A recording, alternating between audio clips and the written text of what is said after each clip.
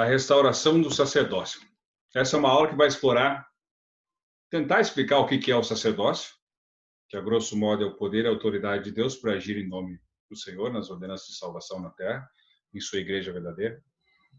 Vai tentar explicar um pouco o que são as chaves do sacerdócio, alguns ofícios e quais são as bênçãos que nós podemos receber com isso. Então, a humanidade passou por um período muito grande de apostasia. A autoridade de Deus foi retirada da terra e agora precisou ser restaurada. Então, essa restauração preparou o caminho para a organização de a Igreja de Jesus Cristo nos últimos dias. E nessa lição, os alunos aprenderão por que o sacerdócio é essencial para a Igreja do Senhor e como as ordenanças nos permitem acessar o poder do Salvador. Então, são duas coisas muito importantes que nós vamos tentar explicar e aprender aqui. Por que o sacerdócio é essencial? Não dá para ser a Igreja do Senhor sem ter a autoridade verdadeira do sacerdócio e não tem como ter acesso à expiação de Jesus Cristo, o evento central do plano de salvação, sem o sacerdócio. Então, o sacerdócio e a expiação estão ligadas à Igreja do próprio Senhor. Então, a gente vai ver essa questão de espiritualidade, se você pode... As pessoas muitas vezes dizem, eu não preciso pertencer a uma igreja para ter a espiritualidade. De certa forma, não. Mas a boa conduta não exaltará a humanidade, como disse o profeta. As pessoas precisam ainda passar por algumas ordenanças que foram dadas pelo Senhor, porque nem ele deixou de fazer. Nem ele deixou fazer a ordenança sagrada do batismo, por exemplo. Quando João Batista, o seu primo, estava pregando, ele foi até ele e João Batista ficou um pouco assustado, né? Eu tenho necessidade de ser batizado por ti, vens tu a mim? Ele disse, deixa por agora, pois assim nos convém cumprir com toda a justiça. E aí ele foi batizado. O Espírito Santo apareceu no sinal da pomba e a voz do Senhor foi ouvida testificando, este é meu filho amado, em quem me comprazo. E aí o que acontece? Depois que o Senhor fez essas ordenanças, e ele vem ensinando isso para todos os lugares onde ele vai. Esse é o Evangelho de Jesus Cristo. Então nós vamos entender um pouquinho sobre como que foi o contexto da restauração do sacerdócio nesses últimos dias. Então quando a gente vê essas gravuras aqui, esse vitral, essa gravura, as pessoas normalmente já sabem quem é. Se trata de São Pedro Apóstolo. Né? Isso nós vamos ver na sessão 2. São 3 sessões que a gente vai ver hoje, né? Como é que o sacerdócio foi restaurado e essas questões das chaves, o que são essas chaves do sacerdócio e quais são as bênçãos que nós podemos receber com elas. Né?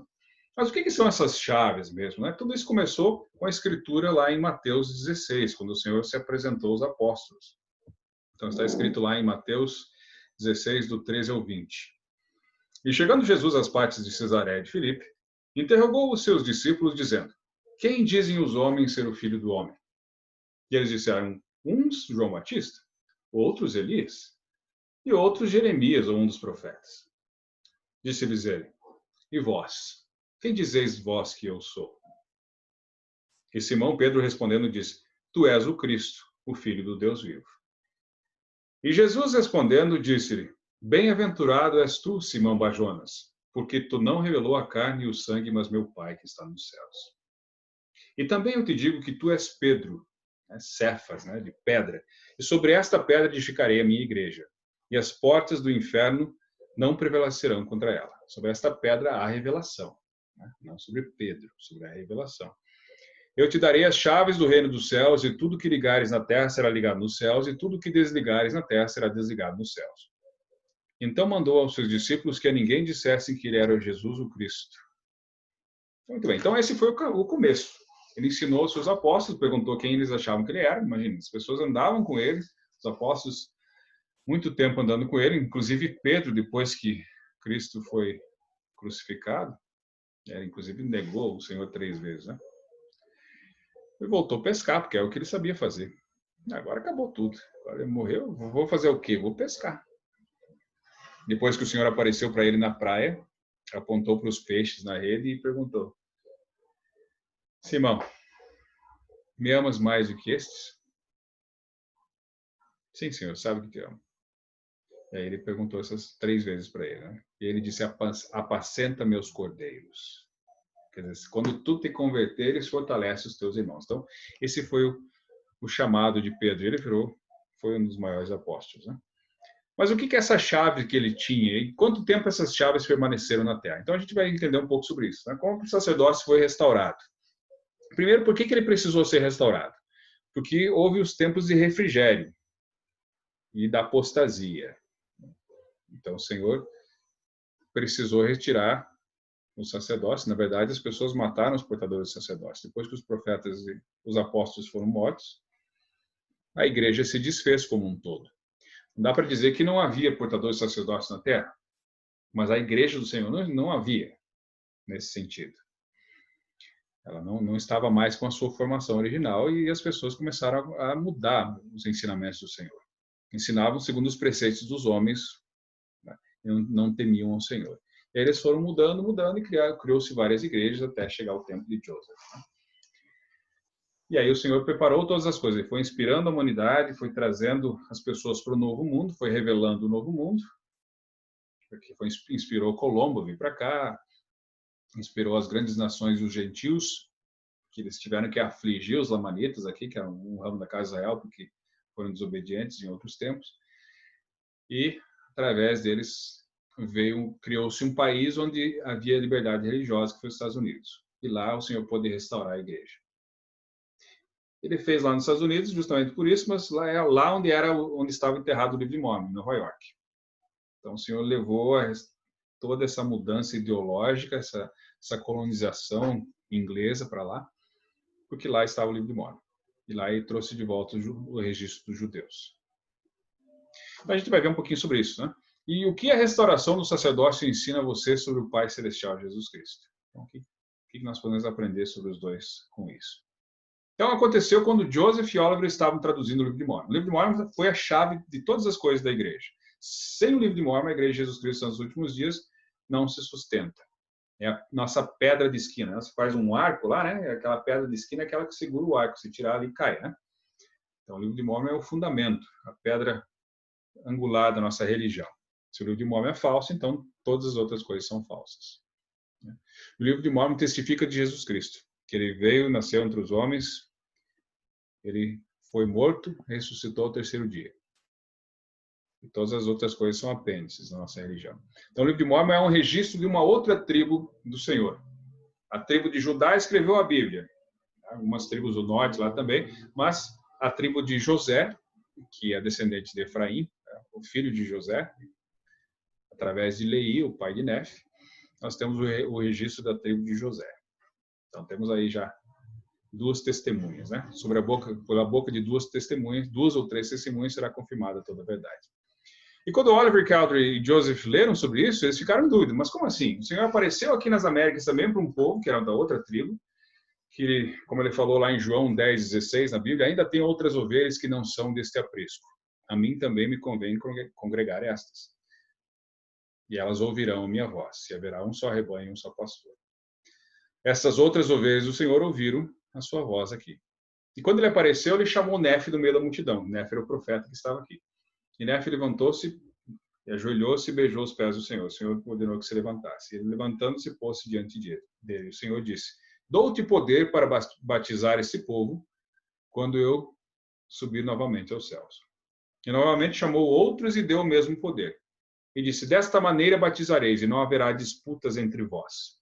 Então, ele ensinou a maneira que as pessoas deveriam batizar. Ele deu autoridade para Nefe e para outros discípulos aqui, com os 12 discípulos da América, que vão julgar a tribo de José, que estão subordinados aos 12 lá de Jerusalém. Né? E assim ele faz em cada tribo. Né? Em todas as tribos que ele visita, que tem registro, ele tem os apóstolos, que é as escrituras. Mas nesse caso, Joseph ficou pensativo, né? Mas como assim? Que autoridade que eles precisavam? Será que Alma já não tinha autoridade quando batizou Elã nas águas de Mórmon? Né? Com os filhos de Mosias, quando batizaram, os milhares de lamanitas, os filhos de Lamã, Nefe e Leí. Que autoridade será que eles precisavam?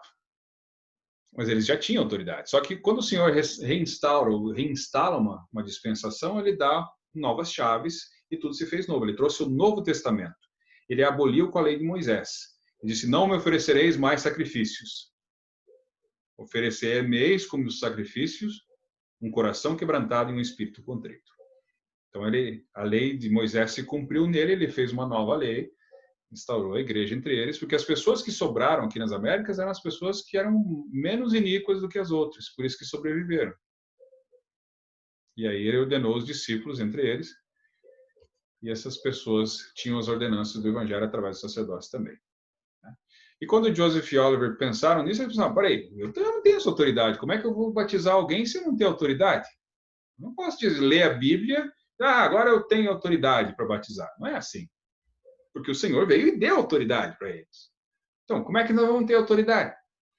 Aí os dois, traduzindo, né, chegaram à conclusão óbvia que eles deveriam orar. Né? E foi o que aconteceu. Eles foram lá em 1829, no dia 15 de maio. Né, olha lá, Joseph e Oliver ficavam impressionados com esses ensinamentos. Joseph nunca tinha sido batizado e queria saber mais sobre aquela ordenança deste lei e a autoridade necessária para realizá-la. No dia 15 de maio de 1829, as chuvas pararam, permitindo a Joseph e a Oliver que fossem até um bosque perto do rio Susquehanna, onde se ajoelharam e perguntaram a Deus sobre o batismo e a remissão dos pecados. São duas coisas, né? Batizar e ser redimido dos pecados. Enquanto oravam, a voz do Redentor lhes deu paz e um anjo apareceu em uma nuvem de luz. Ele se apresentou como João Batista, colocando em seguida as mãos sobre a cabeça de Joseph e Oliver. Eles sentiram o coração se encher de alegria, à medida que o amor de Deus os envolvia. Então, nós temos aqui a seção 13 de Doutrina e Convênios, que traz esse contexto. Né? Deixa eu mostrar para vocês aqui o contexto, onde João Batista, o mesmo, ele veio um anjo que se chamava João Batista enquanto era mortal, o mesmo que era primo do Senhor, o mesmo que batizou ele, e o mesmo que teve a cabeça decepada entregue numa bandeja. Né? Ressuscitou e voltou como um anjo no dia 15 de maio de 1829. E a ordenação foi feita pelas mãos de um anjo, tá? Ele se anunciou e explicou que estava agindo sob a direção de Pedro, Tiago e João, os apóstolos antigos que possuíam as chaves do sacerdócio maior, o qual era chamado sacerdócio de Melquisedeque. Foi feita a Joseph e Oliver a promessa de que, no devido tempo, esse sacerdócio maior lhe seria conferido. Anunciadas as chaves e os poderes do sacerdócio arônico. Eu não sei se essa gravura está representando bem, porque provavelmente ele fez a ordenança com os dois ao mesmo tempo, né? Colocou a mão na cabeça do um e do outro, né? Pelo que dá para ver aqui, né? Mas tudo bem, o pintor interpreta do jeito que ele acha. E o que João Batista disse? A vós, meus conservos, em nome do Messias, eu confiro o sacerdócio de Arão, que possui as chaves do ministério de anjos e do evangelho do arrependimento e do batismo por imersão para a remissão de pecados. E ele nunca mais será tirado da terra até que os filhos de Levi tornem a fazer em retidão uma oferta ao Senhor. Então ele conferiu de novo o sacerdócio arônico, o sacerdócio de Arão, né, que incluiu o levítico, né, que vinha da tribo de Moisés. Então o sacerdócio de Arão era um sacerdócio para o arrependimento, do batismo e para o ministério de anjos. Um evangelho, um sacerdócio preparatório. Esse foi o sacerdócio que permaneceu com Moisés. E quando Moisés desceu com as primeiras tábuas, era o sacerdócio maior, o sacerdócio de Melquisedeque, que ia preparar as pessoas para entrarem na presença do Senhor. Mas, como eles preferiam dançar lá com o bezerro e tal, né, o Moisés ficou bravo, quebrou as placas lá, e o Senhor deixou uma lei menor, o sacerdócio arônico, preparou eles para receber. Então Moisés era o único que tinha, e os descendentes de Arão permaneceram até João Batista. Né? Outros profetas tiveram um sacerdócio maior de Melquisedeque, Elias, Jeremias, né? Isaías, mas João Batista tinha um sacerdócio arônico. E olha só, esse sacerdócio não vai mais ser tirado da terra até que os filhos de Levi voltem a fazer uma oferta em retidão ao Senhor. Então a tribo de Levi está sendo resgatada dos quatro cantos da terra. E vão ser restaurados a verdadeira igreja do Senhor nos últimos dias. Eles vão fazer uma oferta, um sacrifício em retidão ao Senhor, como era nos tempos antigos, porque as coisas precisam ser restauradas. Nessa dispensação da plenitude dos tempos, todas as ordenanças precisam ser restauradas, pelo menos mais uma vez. Joseph teve que restaurar muita coisa que nem ele não queria, mas ele fez, porque teve que ser feito. Então o Senhor vai restaurar todas as coisas numa só. A lei de Moisés, mas daí a lei de Moisés foi abolida nele, e agora existe a lei do Evangelho, tá? Do arrependimento. E aí, pouco tempo depois, aqui nós não sabemos a data exatamente, porque provavelmente foi lá em junho de 1829, também, logo após isso, os apóstolos antigos, Pedro, Tiago e João, apareceram para eles e ordenaram um sacerdócio maior. Quem está falando aqui em Doutrina e Convênios 27 é o próprio Senhor Jesus Cristo. E também João, filho de Zacarias, Zacarias esse que ele, Elias, visitou, dando-lhe a promessa de um filho que se chamaria João e que seria cheio do espírito de Elias. E esse João enviei a vós, meus servos Joseph Smith Jr. e Oliver Cowdery, para ordenar-vos ao primeiro sacerdócio que recebestes, a fim de que fosseis chamados e ordenados como foi Arão. E também com Pedro, e Tiago e João, que vos enviei por intermédio de quem vos ordenei e confirmei para seres apóstolos e testemunhas especiais de meu nome, e para portardes as chaves de vosso ministério e das mesmas coisas que a eles revelei. Jesus Cristo deu essa autoridade novamente para Joseph, para Oliver, para que eles tivessem as chaves para serem apóstolos do Senhor, uma testemunha especial do nome de Cristo e poderem restaurar a igreja futuramente. Portardes as chaves do ministério, as mesmas que eles tinham, né? Mesmo que ele deu lá para Pedro, né? Te darei as chaves do reino dos céus. E tudo que ligares na terra será ligado nos céus. Essa mesma chave precisou ser restaurada aqui. Né? Aí as pessoas perguntam, mas o João não estava vivo? Estava. O João estava transladado, né? Onde é que estava o João, então? Né? O João estava por ali, mas ele apareceu ali também. Elder Holland diz o seguinte: o sacerdócio de Deus com suas chaves, suas ordenanças, sua origem divina e sua capacidade de ligar no céu o que for ligado na terra, é tão indispensável à verdadeira igreja de Deus como é também exclusivo dela, e que sem ele não haveria igreja de Jesus Cristo nos últimos dias. É indispensável e exclusivo. Pois é, aí que vem muita complicação, muita confusão, inclusive entre os próprios membros da igreja. Né? O que é o sacerdócio? Né? Por que só os homens têm o sacerdócio? As mulheres não podem ter o sacerdócio? Por que demorou para dar o sacerdócio para os negros? Tem umas perguntas bem interessantes que ficam aí pairando. Nós não sabemos todas as coisas, mas o sacerdócio está na igreja do Senhor. Isso eu posso testificar para vocês. O sacerdócio é real, ele foi restaurado. Essas coisas aconteceram. João Batista veio, Pedro, Tiago e João também vieram. E eu sei disso porque eu recebi as bênçãos do sacerdócio na minha vida. Eu recebi portadores autorizados a fazerem ordenanças por mim,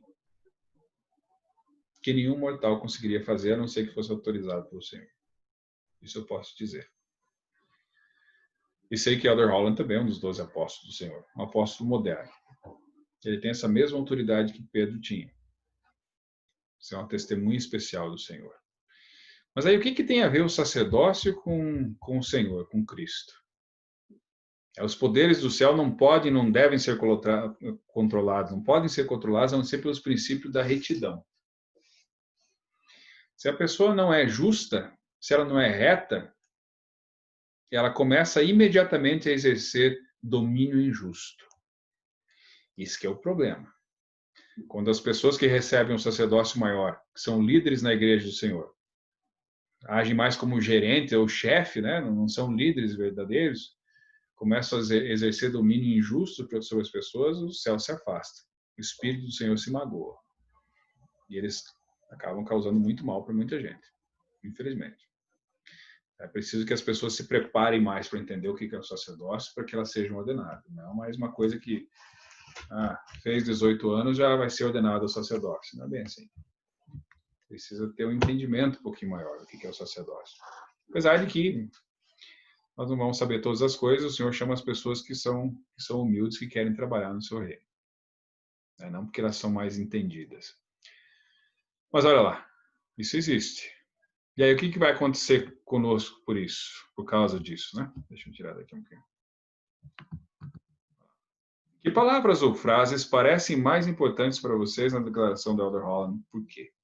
Como eu falei, né? É uma origem divina. O sacerdócio não veio por homem ou por mão de homem, por desejo de homem, mas veio para o Senhor. E é ele que deu essa autoridade do sacerdócio. Porque aí se manifesta o poder da divindade. Isso está em Doutrina e Convênios 84. Sem as ordenanças salvadoras do sacerdócio, o poder da divindade não se manifesta. A gente vai ver isso agora. Então, olha lá, duas perguntas, né? Em sua opinião, por que o sacerdócio é indispensável para a igreja do Senhor? E conhecimento e quais chaves não teríamos caso o sacerdócio não tivesse sido restaurado? E de que maneira o sacerdócio é indispensável para a sua vida? Então, para a igreja e para a nossa vida. Por que ele é indispensável? Então, nós vamos tentar ver isso agora. As ordenanças e os convênios do sacerdócio são necessários para a nossa salvação.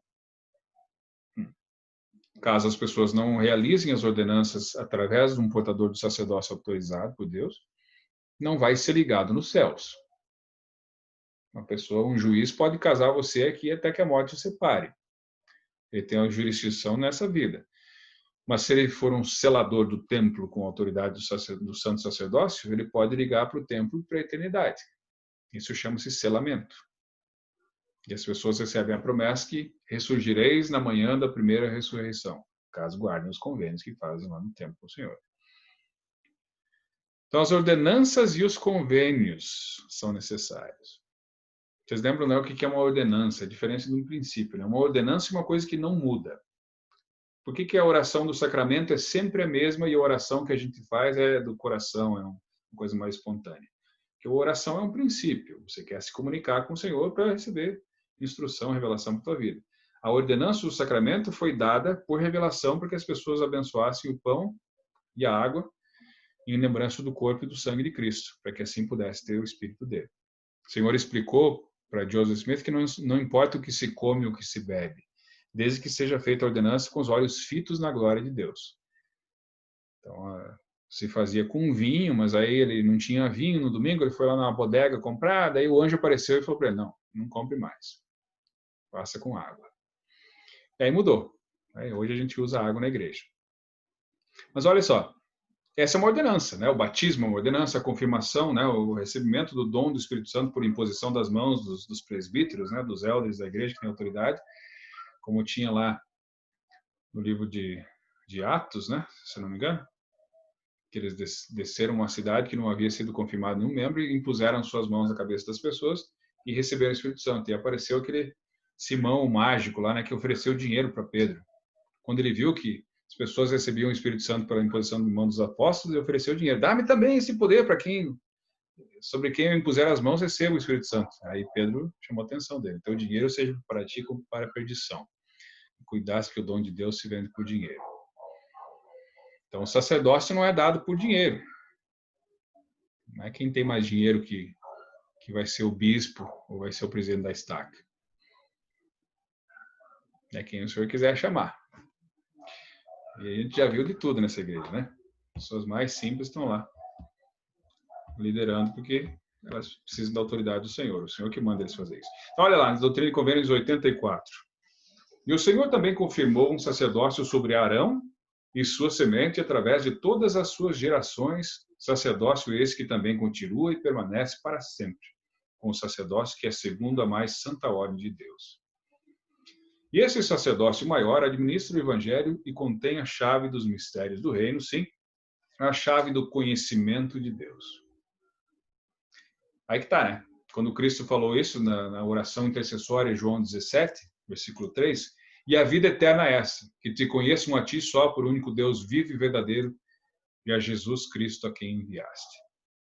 Quando as pessoas conhecem a Deus, o Pai, através das ordenanças, elas não podem conhecer Ele sem as ordenanças. Não tem como conhecer o Pai sem as ordenanças do sacerdócio. Portanto, em suas ordenanças, que são aqueles, não digo rituais, né? Aquelas cerimônias que acontecem com autorização, que é o batismo, a confirmação, o sacramento, o casamento no templo, a ordenação ao sacerdócio, as bênçãos, aí manifesta-se o poder da divindade. E sem suas ordenanças e autoridade do sacerdócio, o poder da divindade não se manifesta aos homens na carne. Pois sem isso nenhum homem pode ver o rosto de Deus, o Pai, e viver. A não ser que seja arrebatado para poder suportar a presença. Quando as pessoas não têm o sacerdócio ainda e recebem visões, como no caso de Joseph, ou Jeremias, ou qualquer outro profeta, Leí, que foi chamado, eles veem uma coluna de luz acima da sua cabeça, mais brilhante que o sol, que desce gradualmente até cair sobre eles. E quando a luz pousa sobre eles, eles veem o Senhor. E aí eles muitas vezes conseguem dizer, né, será que era no corpo, fora do corpo? Eles foram arrebatados para poder suportar a presença do Senhor, aquela glória. Depois eles estão no corpo, mas é uma coisa que acontece com eles para que eles suportem a vida do Senhor. Mas nesse caso aqui, quando a pessoa recebe o sacerdócio, Melquisedeque, ela pode ver o rosto do Senhor e viver, como Moisés acontecia. Moisés entrava no tabernáculo do deserto e falava com Deus face a face, tal como um homem fala com outro, fala com seu amigo, né, como diz lá na Escritura. E esse era o mesmo convênio que tinha sido estendido a Israel, mas eles não quiseram. Mas olha lá, o que seria esse poder da divindade? Né? Isso aqui é uma das representações de Arão, o sacerdócio de Arão. Então, esse sacerdócio permaneceu na terra, né? Desde a semente dele. Inclusive na igreja, se a pessoa for descendente literal de Arão, conseguir comprovar pela linhagem, ele já é bispo. Já é um juiz comum em Israel. Mas é o apóstolo que determina isso, né? Olha lá, pergunta. De acordo com esses versículos, qual importante bênção é recebida por meio das ordenanças do sacerdócio? E quais são alguns dos possíveis significados da expressão poder da divindade?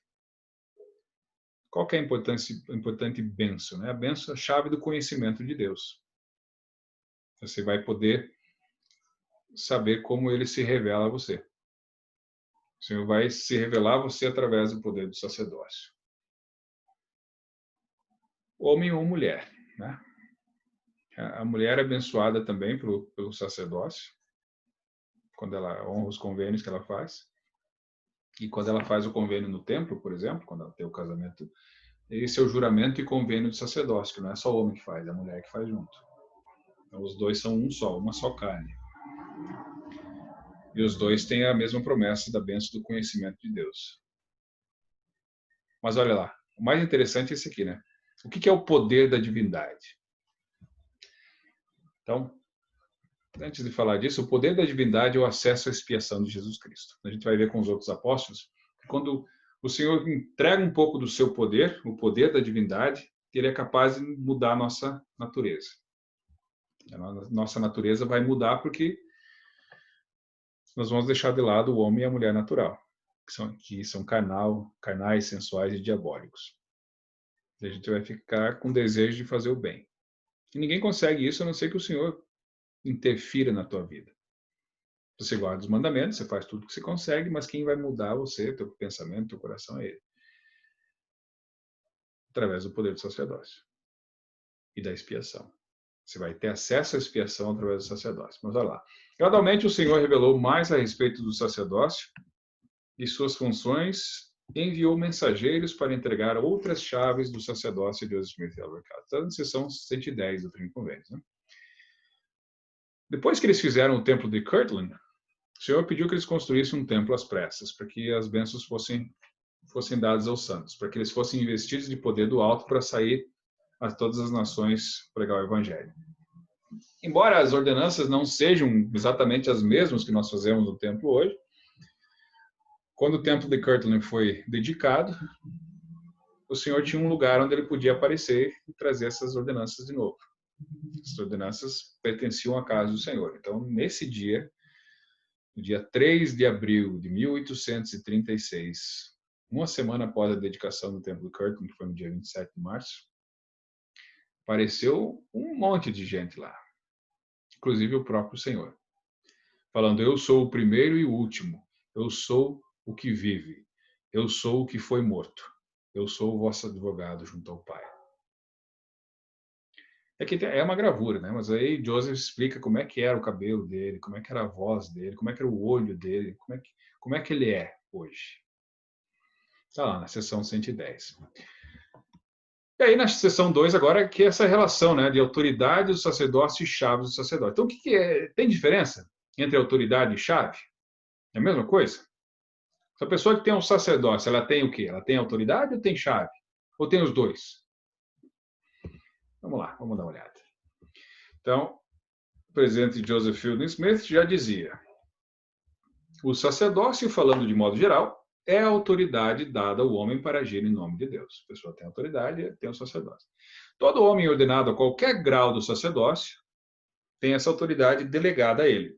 Mas é necessário que todo ato realizado por essa autoridade seja feito no momento e lugar adequados, da maneira correta e com a devida ordem. O poder de dirigir esses trabalhos constitui as chaves do sacerdócio. A autoridade a pessoa recebe, mas quando fazer o quê? Para quem? Como? São as chaves. Por exemplo, né, como é que vamos chamar um novo presidente de estaca? Então, nós sabemos que a primeira presidência, o profeta e os seus 2 conselheiros, possuem as chaves. Né? As chaves do sacerdócio estão na primeira presidência e vão ficar até a volta do Senhor. Não vai ser tirado da terra. Não vai. Todas as outras coisas vão falhar, mas a igreja do Senhor não vai cair mais. Aí ele dá o profeta distribui algumas chaves para os 12. Os 12 apóstolos também têm essa autoridade, mas quando o profeta não pode estar num lugar, ele manda um dos apóstolos. Então, vai lá e faça isso. Por exemplo, eu tenho que buscar alguma coisa na minha casa, eu esqueci, eu te dou a chave da casa. Ó, pega a chave da minha casa, vai lá e abre lá a gaveta lá e traz para mim um negócio. Você vai lá, pega a chave, vai lá e faz isso. Então, o profeta manda o apóstolo num lugar, num país lá, ele vai lá e faz isso. Quando o apóstolo não pode chamar um presidente de estaca, por exemplo, ele manda um dos 70, uma autoridade geral. Ó, pega essa chave, vai lá em Chapecó, lá, entrevista todo mundo lá e descubra quem que é o novo presidente de estaca. Através do Espírito você vai saber. E ele tem a chave, ele vai lá e faz aquilo, ordena o presidente de estaca e vai embora. Acabou a chave dele, não liga mais. Não, agora eu vou na outra cidade lá fazer a mesma coisa. Não, não funciona mais, era só para você fazer aquilo. Então, as chaves do sacerdócio são delegações que o Senhor dá para os seus servos para que eles possam trabalhar na sua vinha. A vinha é o mundo, né? Todos os lugares onde tem a igreja do Senhor. E assim ele vai espalhando por toda a terra. Né? Os 5 coros, os coros dos 70, as autoridades gerais e os líderes locais. E o bispo tem as chaves da ala para dar para as pessoas receberem os chamados. Desde recepcionista da capela, qualquer coisa que você receber lá, você recebe uma chave, uma delegação para fazer aquilo. Eu fui ordenado como professor do instituto, então eu recebi as chaves para poder dar essas aulas para vocês. Quer dizer, eu tenho autoridade de alguém da igreja para poder estar falando isso para vocês. Eu fui ordenado para fazer esse chamado, para fazer isso, né, para dar essas aulas. Então, eu tenho a permissão. Se eu estou fazendo bem ou não estou, isso eu vou ter que responder um dia. Né? O Senhor vai ver isso. Né? Se eu começar a fazer muita coisa errada, né, o presidente da estaca vai ver e vai mandar embora. Mas é o Senhor que vai dizer. O Senhor ele julga cada um conforme as suas obras e o seu coração. Né? Então, todas as pessoas têm um chamado, têm uma chave que elas recebem para poder abrir uma porta lá, alguma coisa que eles têm que fazer. Né? Ó, o Elder Oaks, que também é da primeira presidência, diz o seguinte: as chaves do sacerdócio são a autoridade de Deus, que Deus concedeu aos portadores do sacerdócio para dirigir, controlar e governar a utilização de seu sacerdócio na terra. Toda ação ou ordenança feita é realizada com autorização direta ou indireta de alguém que possui as chaves para essa função. Conforme explicou o Elder Ambrose Ballard, os detentores das chaves do sacerdócio literalmente tornam possível que todos os que servem fielmente, sob sua direção, exerçam a autoridade do sacerdócio e tenham acesso ao poder do sacerdócio. No final, é o Senhor Jesus Cristo quem possui todas as chaves do sacerdócio, porque dele é o sacerdócio. Ele é quem determina quais chaves são delegadas aos seres mortais e como essas chaves devem ser usadas. Depois que Cristo restaurou a sua igreja, ele deu esse trabalho para os apóstolos, né? E por todas as nações, pregar o evangelho a toda criatura. Aquele que crer e se arrepender e for batizado será salvo. Os que não crerem serão condenados. E assim é nos últimos dias também. Ele restaurou, ordenou Joseph e Oliver Cowdery para que eles fossem apóstolos. Depois, o primeiro quórum dos 12 apóstolos dessa dispensação foi formado e desde lá, depois com a morte de Joseph, Brigham Young assumiu, ele era presidente. Então, morreu Joseph, morreu o profeta, né? E daí morreu a chave do sacerdócio? Não, as chaves ficaram com a presidência dos 12 apóstolos. Com os 12, né? A chave ficaram com os 12. Então, todos os 12 apóstolos juntos têm a chave para chamar o próximo profeta. Por isso que a igreja não vai cair nunca mais, porque os 12 vão estar sempre juntos. E sempre tem alguém para ser chamado. Morreu um dos 12 e já tem um 70 lá que vai tomar o lugar dele. Normalmente é isso, né? Pessoa com mais experiência na igreja ali vai fazer parte dos ranks lá, né? Do quórum. Mas o senhor pode chamar quem ele quiser. Né? Só que é aí que funciona. Né? Depois que Brigham Young assumiu a presidência, a igreja ficou 3 anos sem presidente da igreja como profeta, ele era presidente dos 12. Mas aí ele liderou toda aquela vinda para o Lago Salgado, 1847, quando eles chegaram em junho, e aí ali ele ordenou a construção do Templo de Salt Lake. E a primeira presidência foi reorganizada. E depois veio a revelação dizendo que o Senhor pedia que eles não demorassem tanto tempo para reorganizar a primeira presidência. O Senhor deixa as pessoas agirem, né? Essa é a verdade. Ele dá o poder, ele dá a autoridade, mas deixa você se virar. Que é você que tem que fazer o trabalho. Se der muito errado, ele vai lá e interfere. Mas é você que tem que fazer, porque é você que foi chamado. Né? E chama pessoas imperfeitas. E Pedro fez um monte de coisa lá, né? Mas fez muita coisa certa. Porque é um trabalho que vai nos levar de volta à presença do Senhor. O trabalho que, quando você está a serviço do vosso próximo, está a serviço de vosso Deus. Né? É no trabalho do mestre que a gente aprende um pouco mais sobre ele. Né? Quando as pessoas são rejeitadas, tudo isso. E você tem que ser uma pessoa honesta para poder ensinar a verdade. Né? Você não pode ir lá pregar para uma pessoa uma coisa que você, né, não está fazendo. Então, isso é uma coisa que ajuda você a se preparar também. Né? O sacerdócio só pode ser controlado pelo princípio da retidão. Então, aqui são algumas coisas, né? Não sei se dá para ver aí.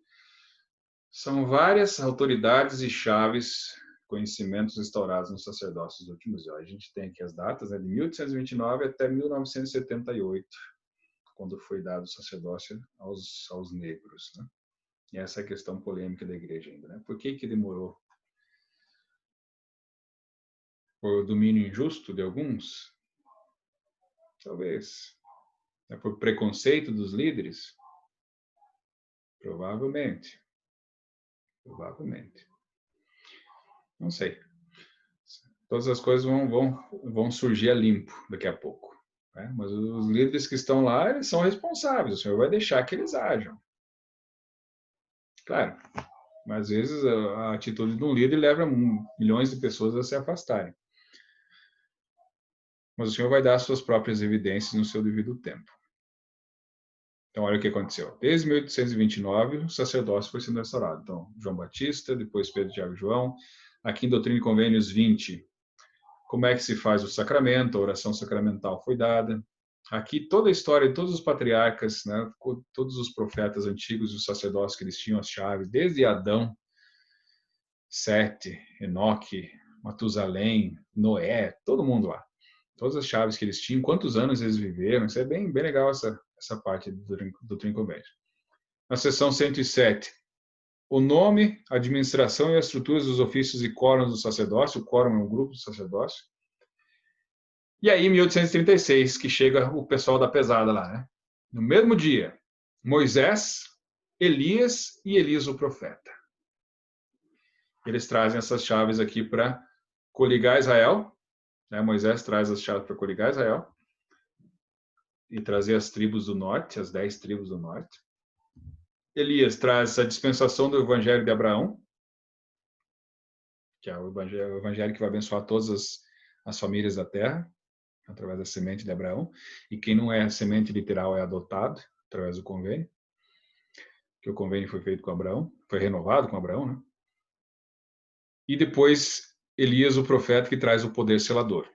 Né? Como diz lá em Malaquias, né? A não ser que exista um link, um elo de alguma coisa entre pais e filhos, o Senhor destruiria a terra com maldição. Eis que enviarei o profeta Elias, antes que venha o grande e terrível dia do Senhor. E ele converterá o coração dos pais aos filhos, e o coração dos filhos aos pais, para que eu não venha e fira a terra com uma maldição. E qual que é essa grande obra de coração dos pais aos filhos? É a obra vicária, que nós chamamos, a obra do templo, a obra de história da família. Você procurar os teus antepassados e fazer as ordenanças sagradas por eles no templo do Senhor. As pessoas morreram, mas estão vivas ainda, essa é a verdade. Né? Se algum parente teu morreu, o corpo está aqui, mas o espírito não, o espírito continua vivo.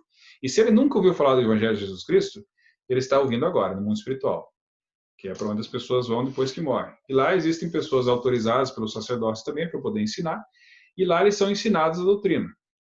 E se eles quiserem receber as ordenanças, eles precisam que alguém que tem um corpo físico aqui faça na terra. Você não pode batizar um espírito, né? Então, você vai lá e batiza a pessoa. Então, João da Silva, pela autoridade sacerdócia, ele diz as palavras lá, eu te batizo em lugar e a favor do teu avô lá falecido. E batiza a pessoa. E no outro lado lá, a pessoa vai dizer sim ou não. E valeu. E tá aqui, a gente fez. Isso está lá em 1 Coríntios, capítulo 15. O apóstolo Paulo já perguntava. De outra maneira, o que farão se batizam pelos mortos se absolutamente os mortos não ressuscitam? Por que se batizam eles, então, pelos mortos? Era uma prática da igreja antiga já, né? Que se perdeu, as pessoas não entendiam o que era. Mas quando Cristo morreu, ele ficou aqueles 3 dias na prisão e foi lá e organizou suas forças entre os justos para que eles fossem e ensinassem o evangelho para aqueles que ficaram em rebelião nos dias de Noé. E aí as pessoas começaram a ouvir o evangelho depois, né? Por isso que se partiu o véu do templo. Né? Tem que estudar um pouco sobre isso. Mas olha lá, várias coisas aconteceram. 1839, doutrina e conversa 121, revela os conhecimentos a respeito da conduta dos portadores. Essa aqui é muito importante. O portador do sacerdócio tem que entender isso aqui. Se ele não conseguir viver desse jeito, então ele não é um portador digno do sacerdócio. E aí tem uma outra coisa que é desconhecida, que Joseph fala na sessão 128, que veio mais uns anjos aí, inclusive Adão, Gabriel, Rafael e outros anjos. O pessoal da pesada lá, que também apareceu e trouxe as revelações, as suas chaves, as suas dispensações. Porque eles tinham que restaurar isso nos últimos dias. Então tudo isso está na Terra de novo. E declaração oficial, né, que todos os membros dignos da igreja podem receber o sacerdócio aqui para frente. Então essa é uma preocupação, né, dos líderes, que deve se preparar as pessoas para receber o sacerdócio. Primeiro entender as obrigações do sacerdócio e o que se pode fazer, né? Tá, então olha lá, Elder Badner, um dos 12 apóstolos, diz o seguinte, deixa eu diminuir isso aqui. As ordenanças do sacerdócio abrem caminho e proporcionam acesso ao poder da divindade, que é a expiação de Cristo. A mente e os idiomas mortais do ser humano não conseguem definir com precisão ou adequadamente o significado da expressão escriturística poder da divindade. Mas a plenitude das bênçãos da expiação, redenção dos pecados, forças para fazer o bem e nos tornar bons, um dom espiritual, da paz pessoal, os poderes e as habilidades que nos ajudam a enfrentar decepções, injustiça, improbidade, desigualdade e muito mais, certamente constitui pelo menos uma parte do poder da divindade. E como as pessoas, né, falam aí, né, mesmo sem criar, só por Deus mesmo, né? Tem coisa que só pelo Senhor mesmo. Se conseguir perdoar as pessoas, se conseguir ser bom, se conseguir usar teu arbítrio, né? Uma das coisas que eu estava estudando essa semana é que quando você culpa uma outra pessoa, por mais que ela esteja errada, se você culpa, foi culpa dela, você perde o teu arbítrio. Que daí você usa desculpa e você não age. Tá, tudo bem que ela fez isso, esculhambou a minha vida, mas daí, esse é o problema dela. A minha reação continua, eu devo ainda continuar usando o meu arbítrio. Então, preciso me arrepender disso e dizer que o Senhor julgue entre ti e mim. Da minha parte, eu perdoo. E segue. Então, para você conseguir fazer isso, on a daily basis, como dizem, né? Todo dia, um dia sim, outro dia não, você precisa do poder da divindade. Você precisa da expiação. Senão você não consegue. Então, para vir ao Salvador, a pessoa precisa primeiro passar pela porta do batismo, receber o dom do Espírito Santo, depois deve prosseguir pelo caminho dos convênios e das ordenanças, que conduz ao Salvador e às bênçãos de sua expiação. As ordenanças do sacerdócio são essenciais para vir a Cristo e ser aperfeiçoados nele mais plenamente. Sem as ordenanças, uma pessoa não pode receber todas as bênçãos possibilitadas pelo sacrifício expiatório infinito do Senhor. Então, esse é o desafio. O sacerdócio liga com a expiação de Jesus Cristo. Permite que as pessoas recebam as bênçãos. Né? Então, o que a gente pode aprender sobre esse propósito das ordenanças de manifestar esse poder? E que à medida que nós entramos no caminho, prosseguimos no caminho do convênio, nós vamos tendo mais graça do Senhor para poder suportar as coisas. Não é que os fardos vão ficando mais leves, mas é que Ele vai fortalecendo a nossa caminhada. Vai nos ajudando a viver. Então, vamos lá. Por meio das ordenanças e dos convênios do sacerdócio, podemos ter acesso às bênçãos da expiação do Senhor, que nos dá o poder de nos tornarmos como Deus. Então, vamos ser como os nossos pais. caso guardemos todos os convênios, né? Então, temos aí a seção 3.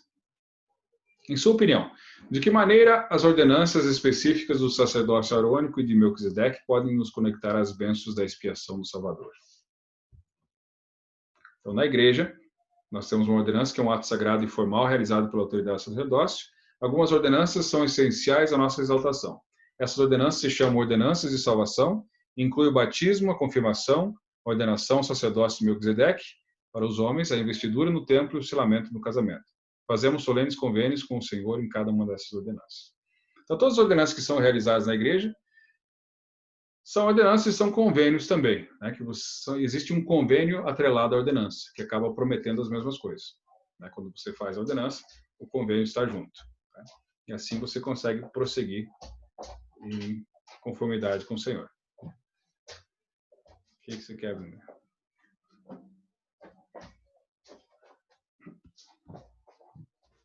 Não derrubar. Só encosta a porta. Então, Elder Oaks fala de novo. O batismo é para a remissão de pecados e o sacramento é a renovação dos convênios e das bênçãos do batismo. Os dois devem ser antecedidos pelo arrependimento. Nenhum de nós viveu sem pecar depois do batismo. Se não houvesse algo para nos purificar novamente após o batismo, todos estaríamos perdidos no que se refere às coisas espirituais. A pessoa, depois do arrependimento e do batismo, ela é purificada, né? Nas águas do batismo, a pessoa é purificada, né? Como a chuva que vem na terra, né? Mas daqui a pouco ela peca de novo. Então, por isso que o sacramento foi uma ordenança instituída para que a gente se mantivesse no caminho. Nós nos examinássemos, é como se fosse um batismo de novo. Então, recebemos o mandamento e nos arrependemos de nossos pecados, buscarmos o Senhor com o coração quebrantado e espírito contrito e tomarmos o sacramento de modo condizente com os convênios sagrados em que ele implica. Quando renovamos o convênio batismal desse modo, o Senhor renova o efeito purificador do nosso batismo. Então, nós temos que fazer essa ordenança semanalmente para poder fazer de boas, né? Se a gente conseguir fazer isso de livre e espontânea vontade, sempre pensando em melhorar, o Senhor promete nos dar o seu espírito.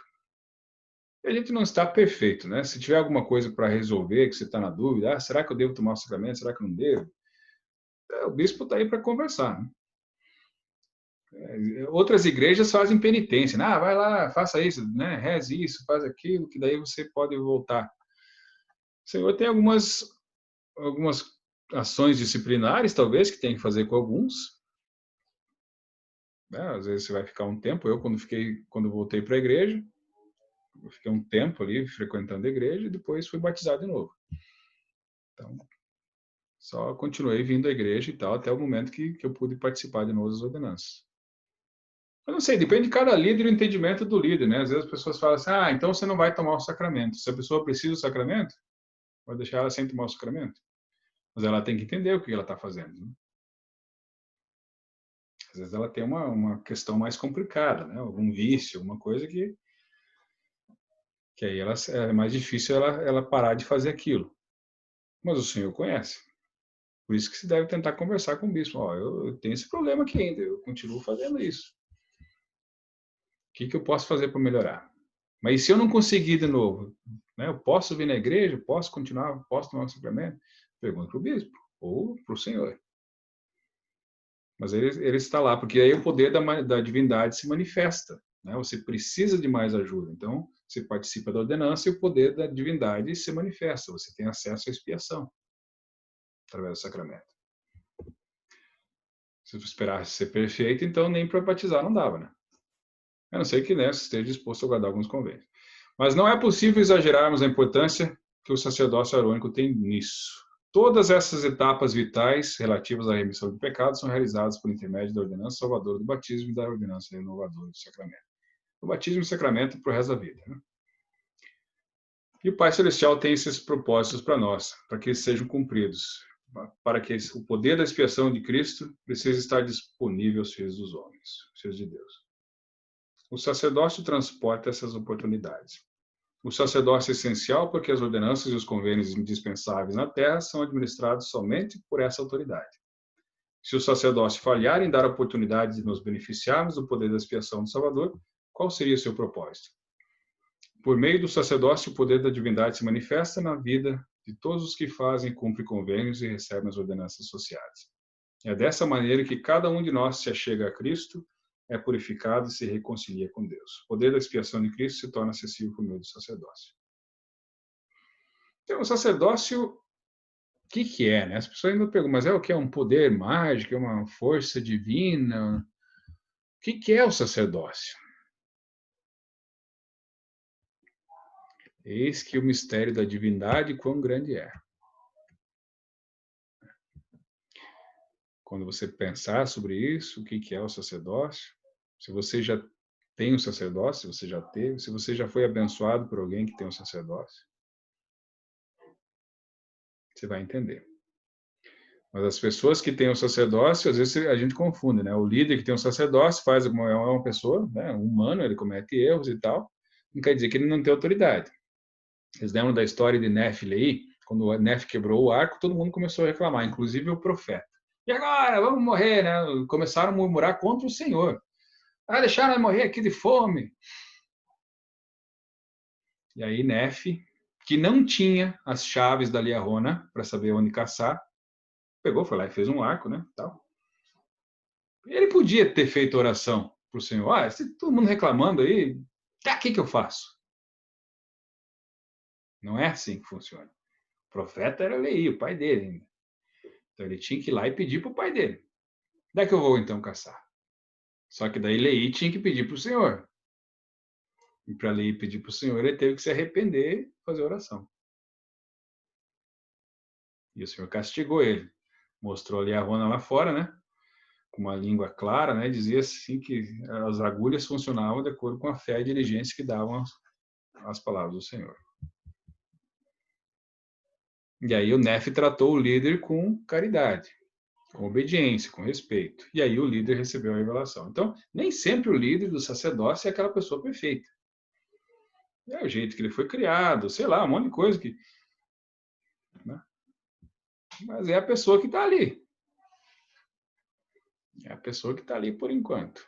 E se for você daqui a pouco? E se fosse você no lugar dele? Olha que você vai lá qualquer hora, né? Daí, como é que você vai fazer? O problema é que muitos são chamados e poucos são escolhidos. E por que não são escolhidos? Porque o seu coração está nas coisas desse mundo. Não reconhece o poder de Deus. Então essa é a grande dificuldade que as pessoas têm. Né? Mas aí acontece que as pessoas recebem essas ordenanças na igreja, né? As ordenanças principais: batismo, confirmação, sacramento e o selamento no templo. Então são bênçãos que a gente recebe. Então, ao aplicar o que aprendemos hoje, qual ordenança pode se tornar mais significativa para vocês? Então, caso você ainda não seja membro da igreja, não foi batizado, você é convidado também a orar, ponderar sobre essas coisas, perguntar a Deus se é essa igreja que tem autoridade para batizar e ligar na terra e nos céus. E aí, caso você tenha uma idade de consciência, que na igreja a partir dos 8 anos de idade, você já pode prometer para Deus que vai seguir os mandamentos. E uma pessoa que tem a autoridade de Cristo vai fazer esse batismo por imersão. Né? Vai chamar você pelo nome e dizer: tendo sido comissionado por Jesus Cristo, eu te batizo em nome do Pai, do Filho e do Espírito Santo. Amém. E mergulha na água, você sai da água. Aí depois, num outro dia, na reunião sacramental, ou no mesmo dia, às vezes, um portador do sacerdócio também vai te confirmar membro da igreja. Vai colocar as mãos sobre a tua cabeça, chamar você pelo nome e dizer: pelo poder e autoridade do santo sacerdócio Melquisedeque, do qual sou portador, imponho minhas mãos sobre a tua cabeça e te confirmo membro da igreja de Jesus Cristo nos últimos dias. E assim te digo: recebe o Espírito Santo. Aí você recebe o Espírito Santo e ele aproveita e dá uma benção. O Espírito Santo se recebe assim pela ordenação. Uma coisa sagrada que acontece na igreja, mas que não é secreta, né? Então você vai fazer o batismo, depois você é confirmado, depois você precisa participar do sacramento toda semana, de preferência. Se você é rapaz, você pode ser ordenado ao sacerdócio, agora a partir dos 11 anos. Diácono, depois você é mestre, depois você é sacerdote, depois você é elder. Você pode ser ordenado missionário também, ir para missão, né?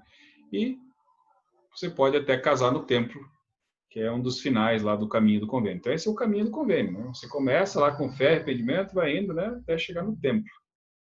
Mas nada dessas coisas aqui é garantia que você vai ser uma pessoa melhor. a não ser que você guarde os mandamentos.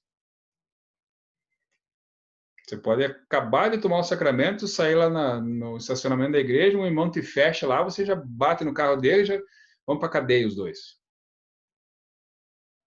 Você acabou de casar no templo, mas aí daqui a pouco você está brigando com tua mulher ou teu marido, sei lá. Não, será que era essa a pessoa certa? Acho que não era essa pessoa, né? Não é garantia nenhuma.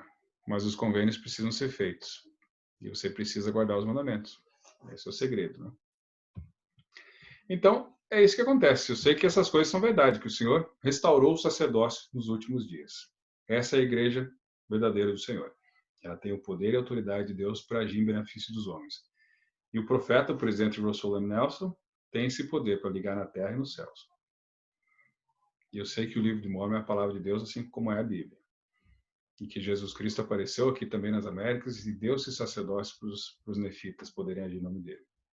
E que os descendentes aí dos lamanitas ainda estão no continente americano e Jacó vai florescer como a rosa no deserto. Né? Quer dizer, eles vão ter uma força muito grande na igreja ainda. Então, muito bem, é isso. Eu digo essas palavras em nome de Jesus Cristo. Amém.